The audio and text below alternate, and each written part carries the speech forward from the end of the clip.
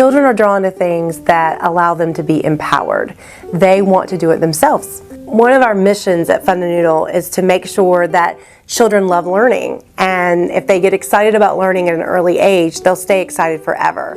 My name is April Whitlock. I'm the CEO of Fundadoodle, and my job is to instill a passion for learning in preschool children. Fundadoodle is an early education product line that was designed by pediatric occupational therapists and early childhood educators.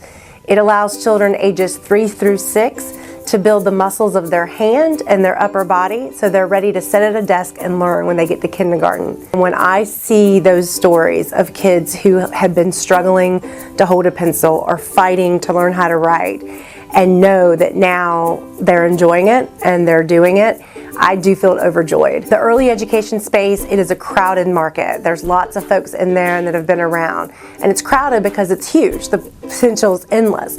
But what we've done with Fundadoodle is we've innovated and we've changed the rules of the game. It can also be found in classrooms across the country. Teachers are embracing the product. I believe that Fundadoodle can be a brand that is synonymous with early education, that it can help every single child. And more importantly, I believe that it will start children on the path to loving learning and embracing their education.